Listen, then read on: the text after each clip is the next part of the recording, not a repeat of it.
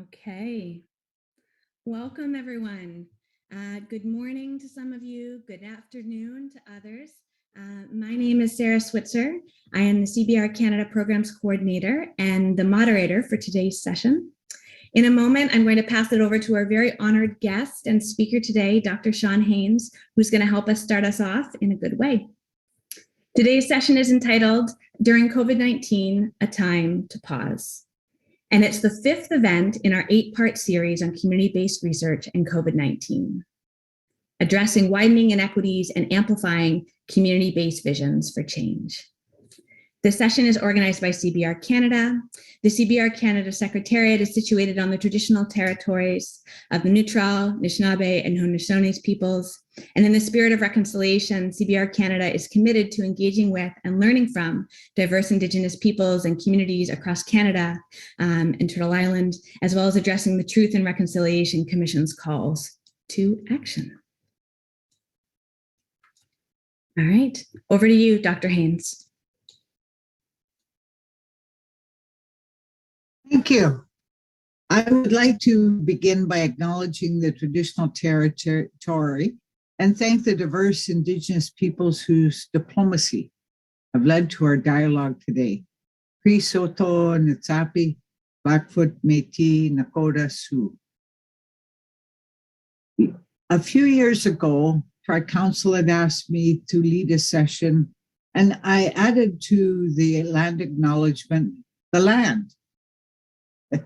And so for me, the place where I watch the eagle soar, the hawk fly in gentle skies, the bear walk in the meadow, the deer walk with the moose, the elk, and the caribou migrate while the geese fly above us in the spring and the fall. We're at a place where our land is awake, and to acknowledge the joy and the vibrancy and the truth of that land as we speak. Next slide, please.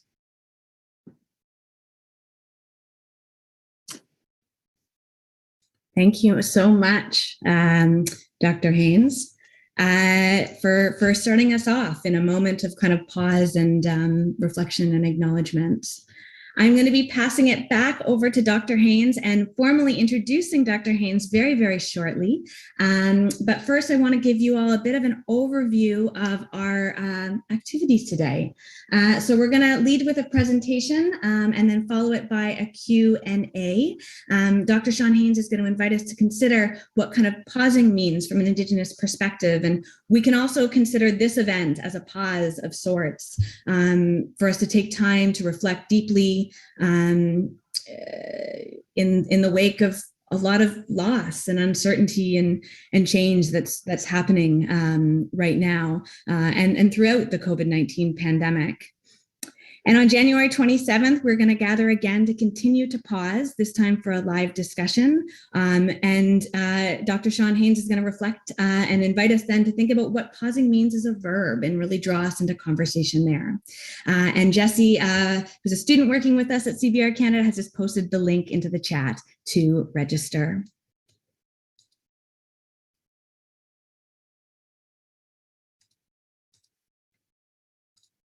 Okay. I have some technical difficulties there. Wonderful. So for those of you who are new to CBR Canada is a membership-based organization whose mission is to advance community-based research excellence in Canada by strengthening partnerships, building capacity, mobilizing knowledge, and championing CBR amongst individuals, communities, and institutions. We're a social enterprise funded entirely by our over 40 members. As part of our programs, we host a number of events, including webinars and live discussions like today. And I'm going to also ask Jessie to pop the link to our newsletter into the chat for those of you who aren't already on the newsletter to keep up to date with upcoming events, including the event next week. And with that, let's get started. I have the very esteemed pleasure of introducing Dr. Shaun Hains, very formally now. I've really appreciated conversations I've had with you, Dr. Hains, leading up to today's events. They've personally inspired me to think about what it means to pause in this particular moment that is contoured by as I mentioned, so much grief and loss and unpredictability and uncertainty right now. No doubt we are in for a very generative presentation today that will give us pause and an interactive dialogue next week. I'm going to read our bio out here. So Dr. Shaun Hains is an Indigenous and Native Canadian at the Department of Social Transformation at Saybrook University. Her doctoral work earned her the Emery L. Cohen Dissertation Award from the Society for Community Research and Action, Division 27 of the American Psychology Association in 2002. Her doctoral research guided 100% of Indigenous high school students to remain in school, while also serving as a working example of successful Indigenous research methods.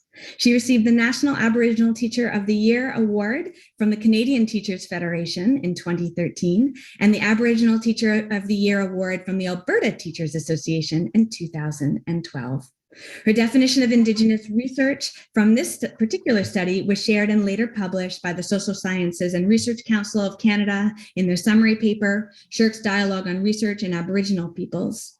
She served as the member of the Aboriginal Ethics Working Group developed by the Canadian Institute for Health Research, responsible for developing the ethical guidelines for research involving Indigenous people. In February 2015, she was invited to lead the protection of cultural knowledge at the Working Together conference at Simon Fraser University. And finally, in January 2018, she was recognized by the Women's Office of the American Psychology Association as an inspiring woman of color, among others, for her work in psychology within this recognition for her work in ethics and research. And Dr. Shaun Hains is a member of the Métis Nation of Alberta with Algonquin, Iroquois, Sioux, Dene, and Anishinaabe descent. After growing up in the wilderness of Northern Ontario, Canada, she began to lead both as an academic and a hereditary chief for the wisdom of the land as needed in February 2015. So as you can tell, Dr. Hains brings such a breadth of experience and insight and skill and knowledge to this conversation. She is also a CBR Canada board member. All right, over to you. Thank you. During COVID, a time to pause, an Indigenous pause. What does that mean? And Zoom has caused many of us as Native people to type in our language in the chat box or acknowledge the land that we're on while we're even just viewing. Next slide, please. During COVID, a time to pause, an objective, taking time to strengthen our wisdom during a global pandemic allows for the examining and questioning of many aspects of research. This webinar explores an Indigenous perspective on what it means to pause in community-based research. I will reflect on issues such as Indigenous voice, ethics, community collaboration during a time of change. And of course, COVID is a time of change. Next slide, please. I have placed this slide in here purposefully. As a hereditary chief, what happens in ceremony, it's awkward for me at times. Feathers come out of my hair and flow down. And so people can see that. And I go, I must need to lead. But it's also about DNA, hereditary DNA family. And so sometimes in academic work, are you Native? Are you because it affects integrity of research. So as best as possible, I had my DNA done. And and that's how they measure it and present it to me. When the DNA people finally got my DNA, they said, you're the 1620. I go, okay. And of course, there was a piece of DNA in Native history that was needed for a hereditary chief. A big part of my history is from York Factory in James Bay area. And part of that, the Sarcee settlement, of course, was there. It's a period of time when there's huge trade around the Great Law of Peace to South Dakota to Western Canada. And the time of the voyageur and the foundations that needed to be developed over time in trade, from Montreal to the Great Lakes in terms of protecting community and the forest, the great law of peace. The most current Anglophone names that are commonly known now, I'm a Swain, a Donald, a Stevens, a Gunn, and a Kirkness. Swain being Dene Sarsi, and Donald being Anishinaabe and Barry James Bay, and Stevens having that element of Sioux, and a Gunn, of course, Donald Gunn was well trained in law and diplomacy, as were the Kirknesses. So trade law and ethics were a big part of my DNA past. Next slide. I am a member of the Global Clinical Practice Network of the WHO. And if people are not aware of that organization, that is something that I find valuable, important information sharing, an opportunity for Native voice to be present as a Native woman prayed and led the WHO through prayer this year from Canada. I was a part of a process with Canada involving the development of ethics with health. And that culminated in a document in 2017. Native North American Voice Recognized, the ICD-11 came out, alongside the APA and the Canadian Psychological Association. In Canada, as a psychologist or in that area of health, we have ethical principles. We're different, we're unique. Respect for the dignity of persons and people, responsible caring, integrity in relationships, and responsibility to society. COVID is a time when we find traction, and I often use the picture of a caribou that grips the snow. Next slide, please. Attainable capacity amidst change and diplomacy. What can we do? Taking time to strengthen our wisdom during a global pandemic allows for the examining and questioning of many aspects of research. It's different, it's changed. It's what do we look at? We look at the infrastructures around where our students are, our community is, our food banks. And we know that strengthening of wisdom. Do the Indigenous wisdom keepers need time? One of the times as a hereditary chief I've been brought in is during the Haudenosaunee. And that's because the wisdom keepers had passed away. And I'm well aware of that during COVID. But I don't know the impact of COVID on the community's Indigenous wisdom. Indigenous languages. Another reason to pause. And that's one of the things I've noticed with Zoom. Native Canadians alongside myself are quietly chatting using our language. Next slide, please.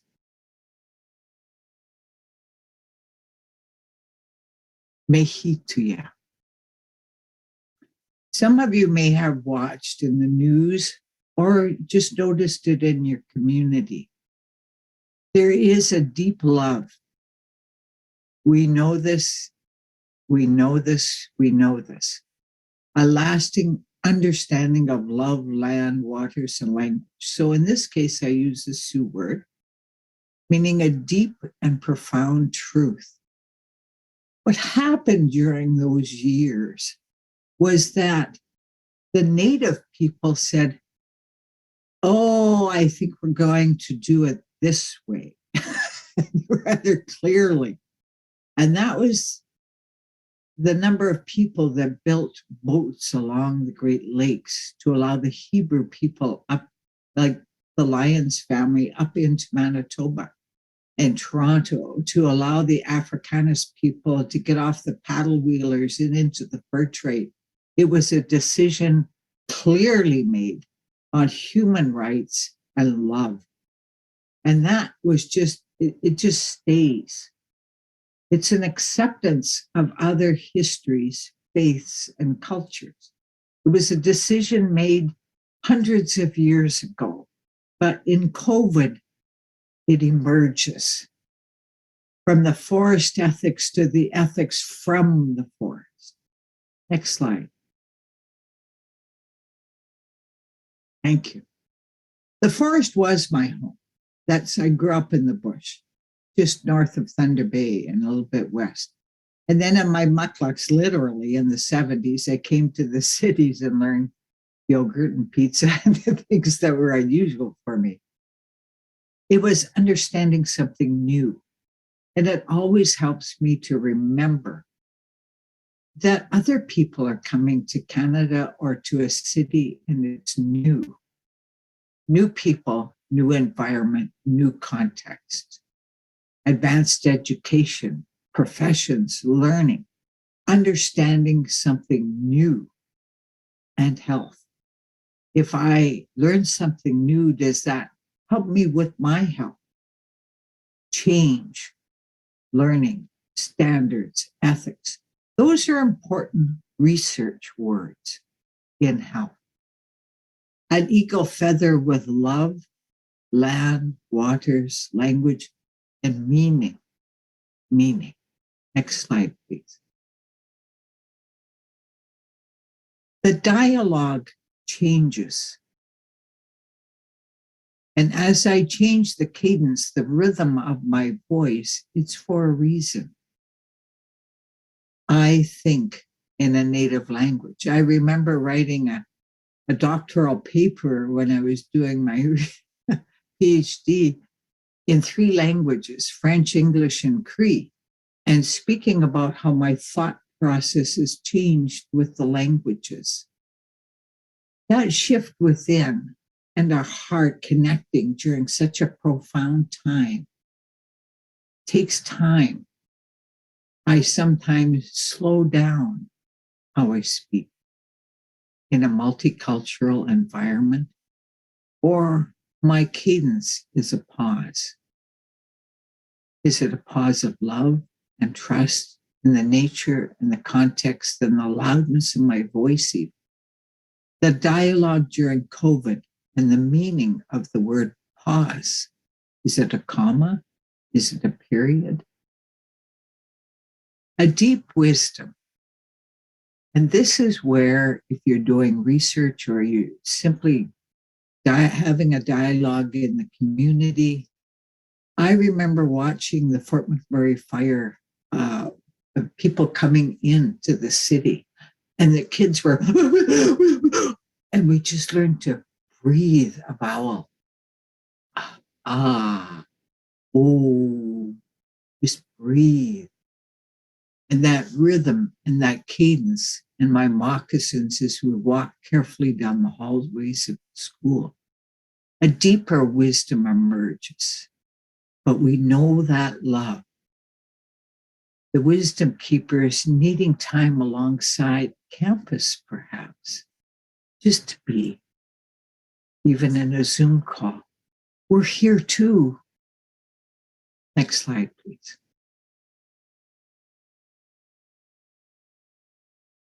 Like a pause along a portage. You think of what have I done during COVID? You look at safeguards. It was a little awkward at first. Are we all on the COVID channel? We were Facebooking and Zooming, and we got through to the WHO. Are we all on the same platform? And then as Native people, how do we speak? And we had to construct this new. We're aware of fear and dialogue. We're aware of collaborative interventions. We're also aware of self, family, and community. Infrastructures, all that support system. I mean, backpacks were going out, computers were going out to family. The food bank was busy. There were all sorts of supports in donations to make sure all the children had a computer at home and the masks. Where do you get your mask from? I mean, we were busy. And the number of infrastructures with integrity in that collaborative intervention during COVID. Even to pause and go, who's missing? Have we spoken to our custodians? just be aware. We included business. Or is business on the COVID channel so they can get their information? It was a collaborative intervention in communication, and the WHO is fully aware of this. The context and the contextual wisdom from COVID itself is an important wisdom. And we pause. I remember the first month of COVID and pause and pause and pause and so much information to take in and to share. Next slide, please. Benefits of a pause. When you look at caring, smile, but we're aware of language and fear, love that goes beyond one person. Pause formed with health, wisdom with a pause. The students learning, doing research, you just pause. Have I gathered everything in from what I've just learned? Pause, pause, pause. Professional collaboration complexity. Questions come. Pause. Oh, I can't imagine how many questions have come during COVID. And I can sometimes pause with the song. Mehi tuya, mehi tuya, mehi tuya. Pause with a dialogue. And can we find, beauty?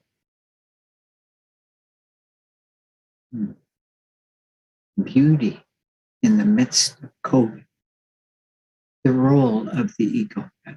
Next slide.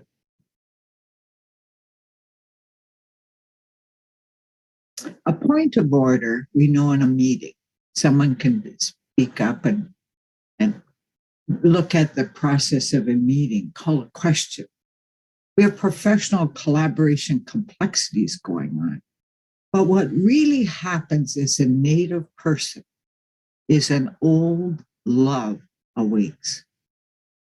It wakes up. We know this. The role of the elders in the community, the land acknowledgement, children and laws, everyone safe, the methods and wisdom. A buffalo story that I'm going to share now is true, but it's a foundational teaching in many cultures. Many Indigenous nations. The heart of the buffalo story is like our food bank. It's that love goes beyond us forward, like Mehituya. The heart of the buffalo emerges during COVID because we know this. We know that old love in that old buffalo story wakes up in us as we care for one another. We have that foundational story of community, family, with a love that goes beyond and accepting love. Children ask questions. There's safeguards in those questions. Youth lead. Oh, they were helping each other all the time. Are my classmates okay when we had to go on Zoom? Peace and diplomacy with that love is understood. We can sit and reflect. How is my community out there responding in the midst of this? What have I watched and learned about my community in that peace and diplomacy? There's a needs assessment for these deeper questions that we may not want to miss. Canada loving itself through COVID. Research loving itself through COVID into the community and community back. Are you okay? How are you? And we had to all change. We all had to change, and there's a capacity with that change. The love, land, waters, language, and culture are still there. Is this about leadership Or is it really about a pause with beauty and love? Can you see the beauty within the people, within the pause? Next slide, please. Pause, land-led. When I'm working with psychologists in Canada and the United States, I clearly said in my native way, and they know me that way as a hereditary chief, we need to be aware of the land. The land is our culture, our language, our health. And we're in the middle of a COVID. There's a term a colleague of mine uses, Lillian Tome. It's inseparable. And so in COVID, we don't separate. It's inseparable. We can't separate our language from our land, our love from our land. It's together. The flight of an eagle, the voice, my voice, that professional collaboration complexity still is inseparable from the waters and the land. You can't take it apart. And we kept that through photography and photojournalism and recording the dialogue. When we look at something similar like OHS, those moments at workplaces that we're all trained, we know about safeguards, communication, fear, dialogue, collaborative intervention, slippery ice walks, all that kind of thing. We're trained that way. And in 15 minutes, we can debrief and find the near miss and all that stuff. All that training came into place. The self, family, community, infrastructures, integrity. Who's missing? And OHS, that's a normal question. Are we all here? We're all checking context and contextual wisdom. Pause. Next slide. I'm going to share something really important that I'm seeing emerge forward. What I have seen from Zoom is the use of language by Native people within Zoom. I mean, I didn't know how we're going to handle COVID either. But what I'm finding, and this list of words is a list of words given back to me.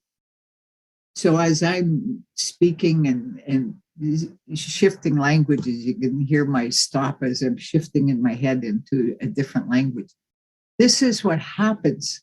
They were saying, oh, Dr. Shaun, hi, gunala cheese, pila may, kichimi quads, nayawen, kinaskom na, wo pila tanka, masicho, nayawen, wela lin wado, masinata, da, and I go, oh, I think we forgot to tell people what we're doing. We're so excited we used our language out of love and joy. And I had all these languages coming. I think that's Halifax, right? Yeah. That's Alaska. Got it. And that Musinanthans in BC. So all of these were telling me in one word, thank you from that area. And quickly, we were doing it in the chat box. And I thought, some organizations may want to monitor the chat, not offend. But even today, if there are Native people, because I don't get to see you, if you want to share your native language, please do. And when I think of what I saw with my mucklucks coming out of the bush in 1970 and just barely speaking my language, there was just all sorts of sharing of native language and back and forth. And the word was thank you. That's what these words mean. And so one of the things that you can do is go, I think I might have seen these in an email, or somebody might have said that to me. And I thought, with that buffalo story inside of me,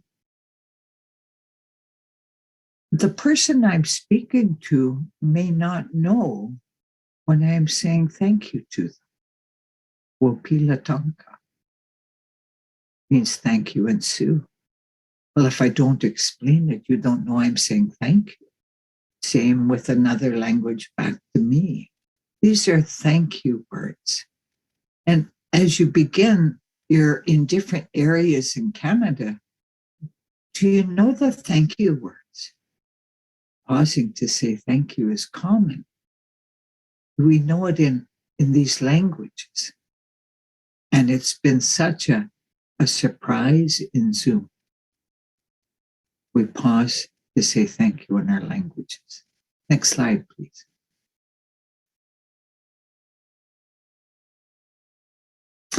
Now, you'll see this funny question mark.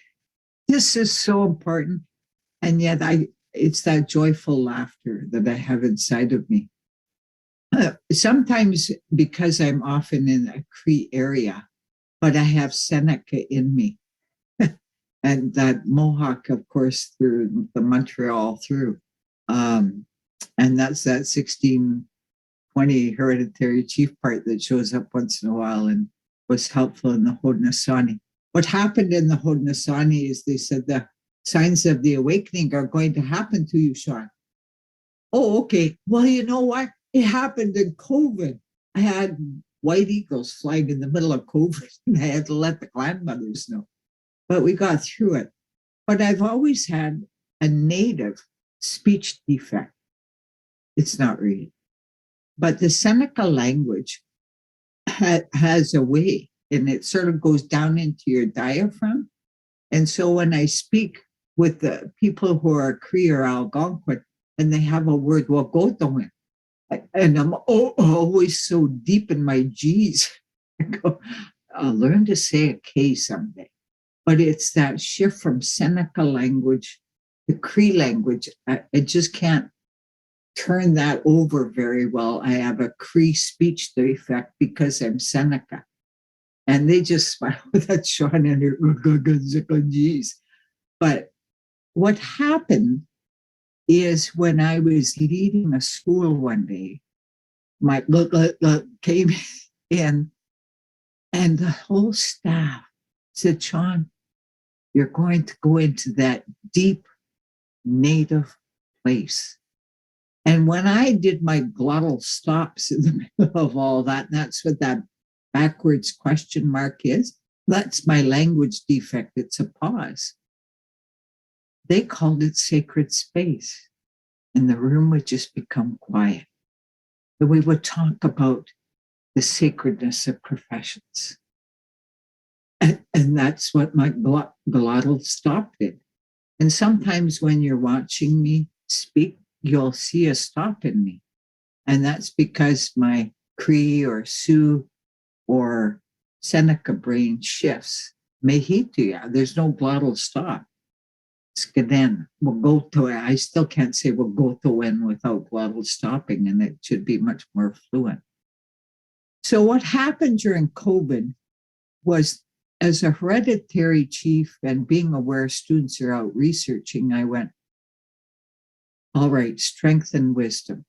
So I did a quick survey within community. And one of the words, ketewi, is a Seneca word, and it was lost. I spoke to language keepers and clan leaders. I said, we lost ketiwita. Yes, Shaun, where did you find it?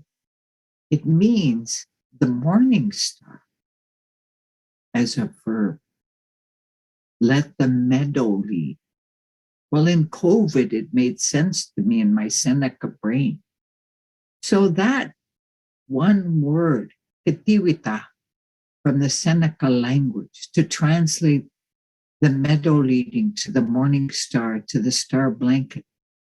But our star blanket is about life in the forest and that inseparability. And my glottal stops in the middle of that word. There was a word missing in our language. So I shared it with the other languages. Let the meadow lead. Next slide, please. Wichitakakabut. It's a story about a woman. Do we realize that this woman in 1659 signed, I have it here at home, a document for neutral ground. I personally took my COVID time and I said, something's been missing in our reference list. The role of the woman in neutral ground. Now, she was born prior to people like Candeltour and Molly Brandt. She was one of those women who literally signed a written document with her husband, her partner, saying neutral ground here.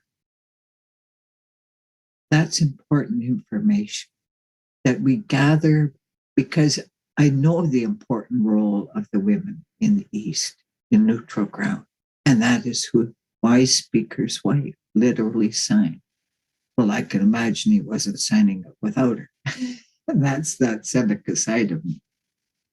So there were pieces missing. And during this pause, my role was to look for, what is it? We want to strengthen that wisdom. Strengthening wisdom as a native person, a glottal stop, all the little details. For me, this has been a speech truth and a thought truth, unique only to the Seneca language in Indigenous languages in North America. For others, though, what I didn't know is when I have those moments, it meant sacred space. They didn't know the Seneca part of me and all that I've shared with. That may be true with other cultures and races. Next slide.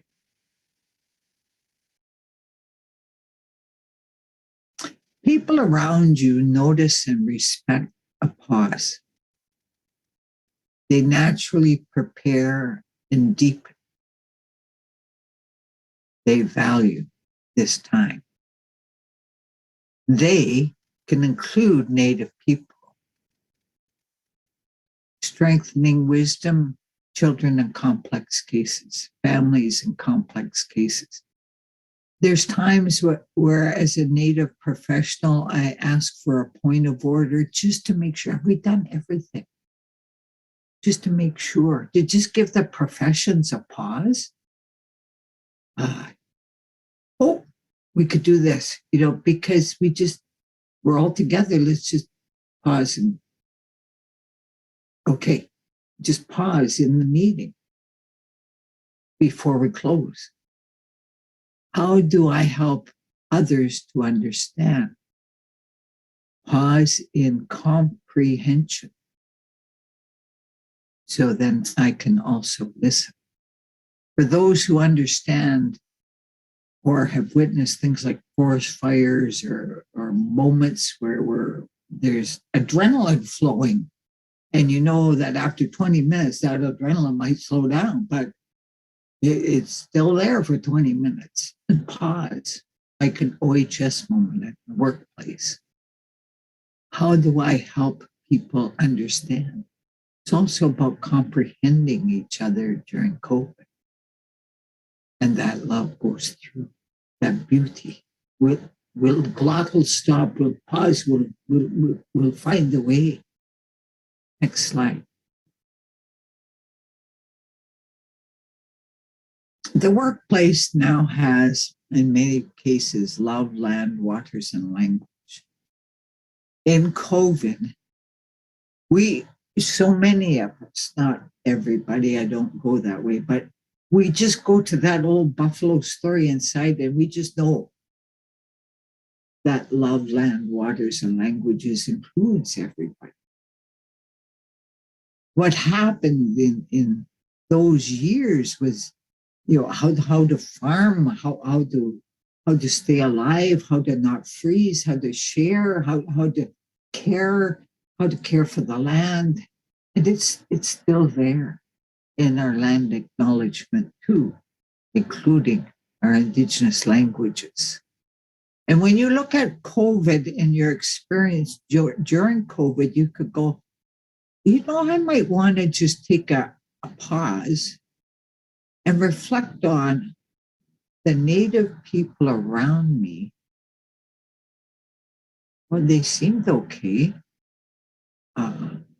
I observed this. I could ask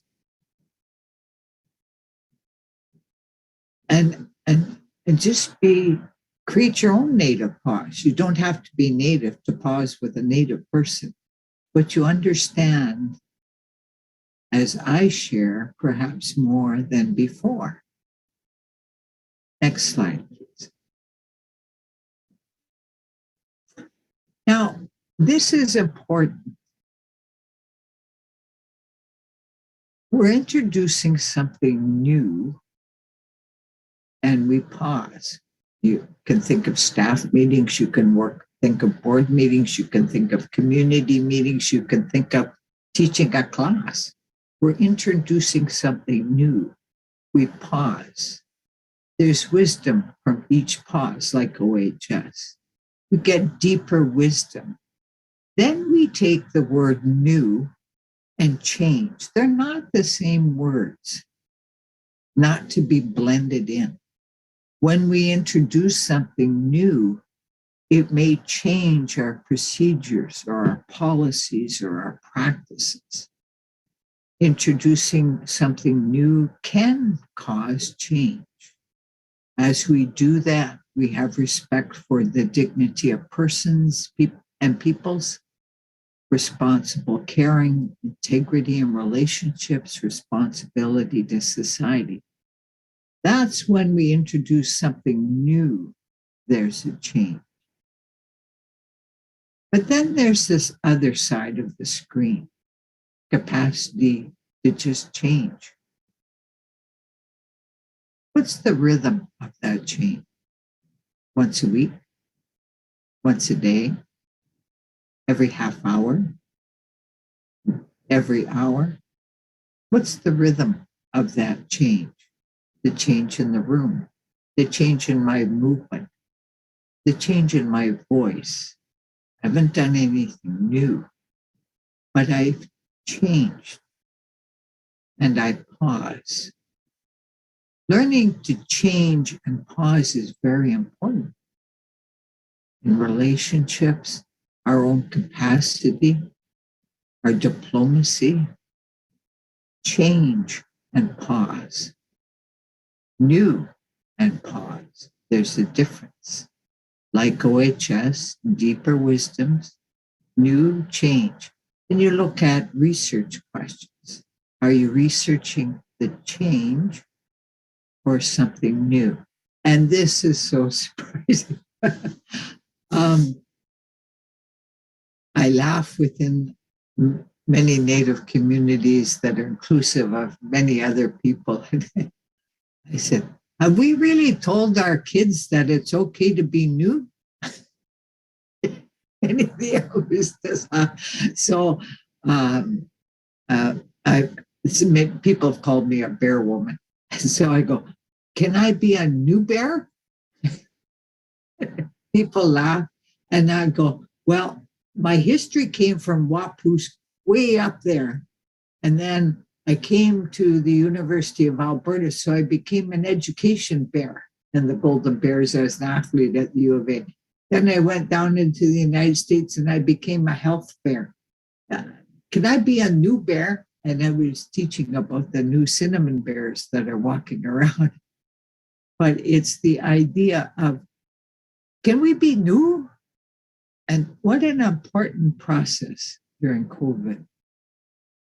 I remember talking about if we can accomplish anything during COVID, we'll always remember it. I accomplished this in the middle of COVID. But when we look at that, one of the questions, and it's just I want my children to be new. Me, they're them, they're new. And what I found through my own research is as the youth led the answers that were already inside them. They had the answers and they caused that change. 100% of Native students staying in school, 100% of Native students graduating. Of course, we as teachers were doing our part out there somewhere. But it kept continuing. And one of the critical elements was the youth led. They're new with new answers. They can implement. There was no question.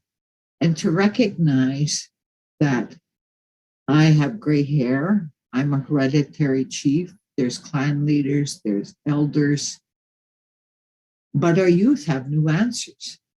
And when you watch what's going on in Canada and how youth have led, and I was speaking recently about, sometimes we may need more representation in professions. And I go, oh, I so don't doubt our youth to fill those. That newness, to let them lead. And that strength that comes, they have answers too. And so as we research, and I'm so impressed with what I saw last year, those new answers, those youth know. And I see them as new, with joy with us. They understand new and old. Next slide, please.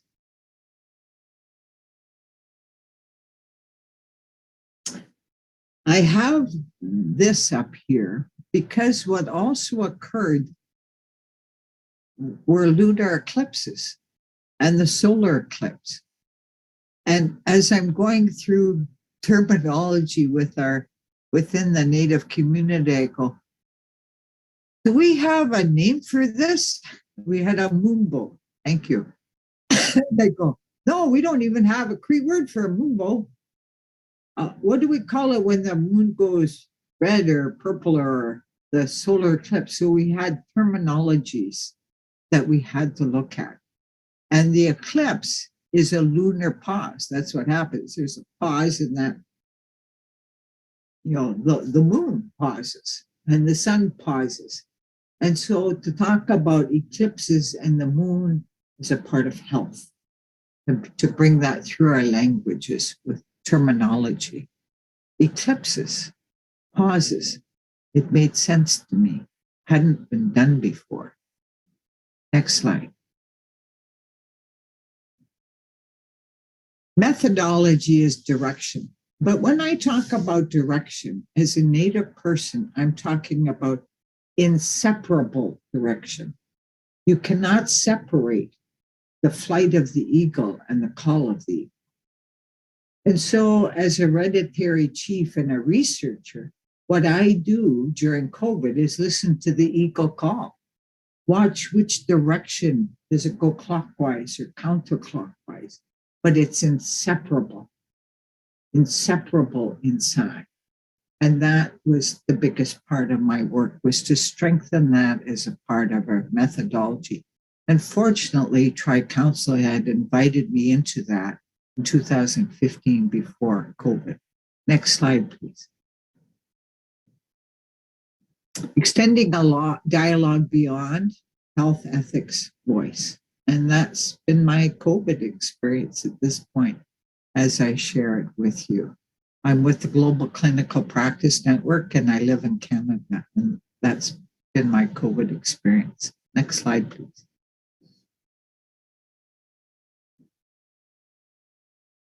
Sarah, I'm allowing you to come in because this kind of goes into that question and answers and allowing to sort of splatter on a white page and let you lead at some point. Absolutely. Wow, what a presentation. Naiwa, thank you. It was beautiful. The strange things about Zoom webinars is we can't all unmute at once to show our appreciation. But I have no doubt that others on this call are also feeling it. So deeply appreciate everything that you've shared and the pause that you've invited us to reflect on. We have about 10 minutes for question and answers. And what I'm going to do, following your invitation, Dr. Hains, is I'm going to invite us all to pause for a minute silently. Sometimes it can feel a little bit awkward, but I think it's important. I really think it's important. And I'm so appreciative of that invitation that you provided us, Dr. Hains. So we're going to take a minute of pause. And in that time, I encourage you to think deeply about what Dr. Shaun Hains just shared, but also to formulate some questions. There's a Q&A tab in the bottom of your screen. It looks like two little chat boxes, and you can type your question in there. We'll give us a minute.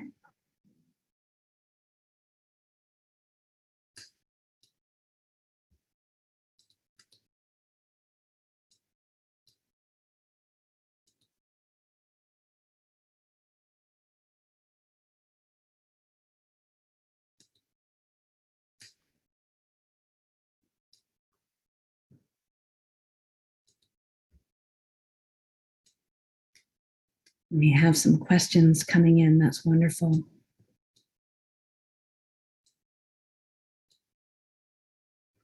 So our first question is by Lena. Thank you, Lena, for this question. As a graduate student, how might one pause in a research project?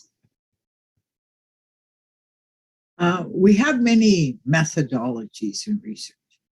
And when I was doing a longitudinal study, and the pause, because I need time to be with the land, but you don't have to be native to feel that need. I often use grounded theory, but you have to look at your methodology that you're using in your research and the allowance for pause. The reason I use grounded theory is there's times when I'll be with community and then I come back out to the land. And so there's an inseparability in that with love, land, language, that process. But that pause allows me to look at, oh, wow, that was a lot. Now, what am I going to consolidate from this? When it's inseparable and you're consolidating, I'm so fortunate because the eagle will call and go, Shaun, that's important. Oh, got it.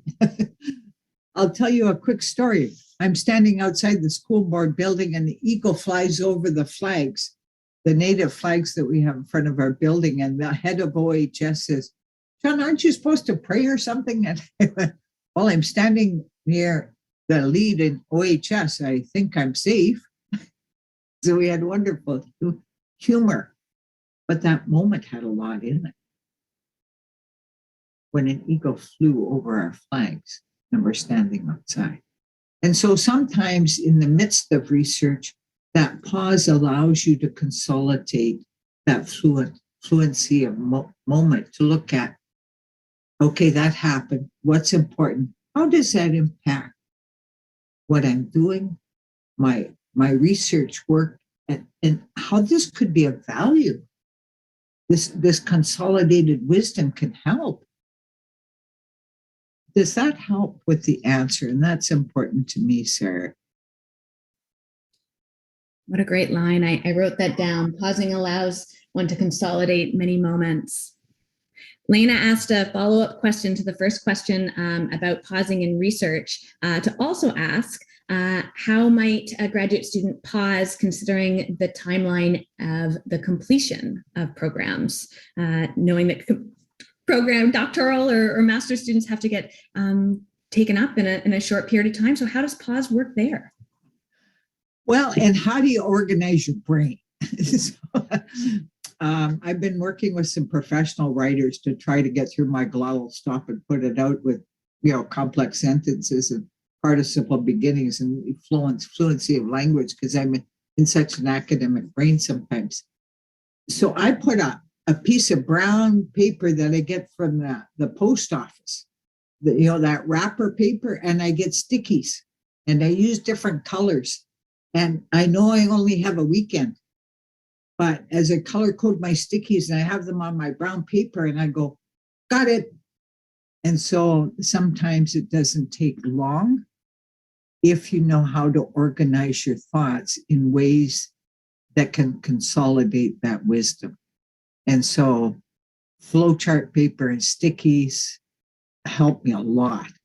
And I have rolls and rolls and rolls of consolidated wisdom from those moments. Does that help?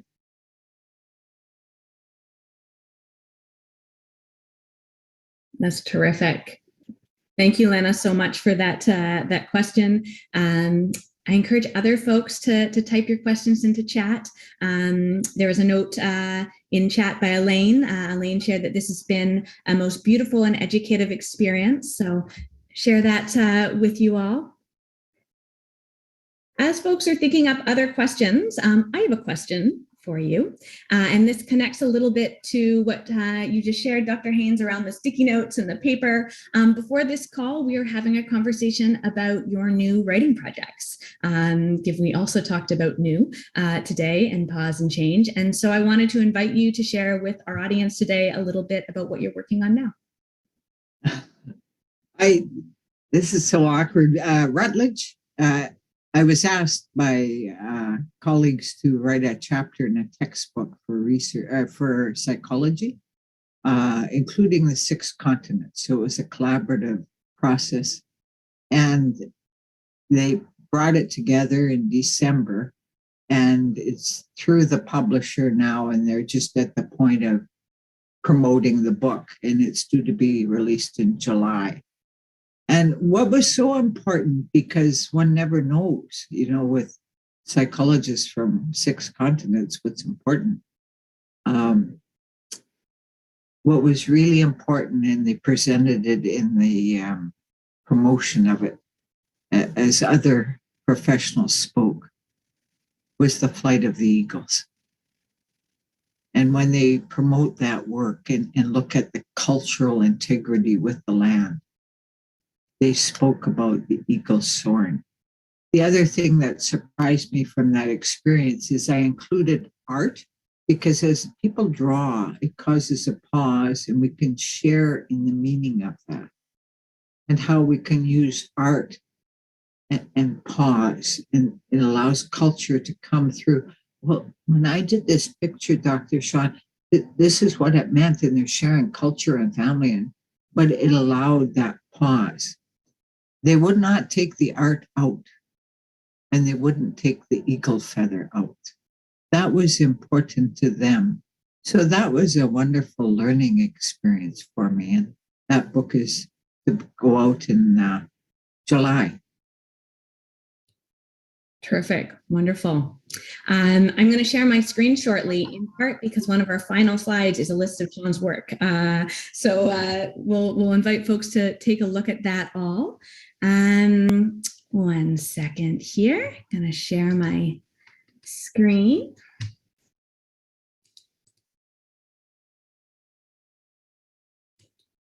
All right, so some of Dr. Shaun Hains' work is here. You can take a look at it. I see we have one more question coming in. Unfortunately, we are at time. So what we'll do is we'll wrap up some of the kind of final closing remarks, and then I can read the final question out for us to all kind of ponder and think through. And I encourage folks with questions to come out to our follow-up event next week.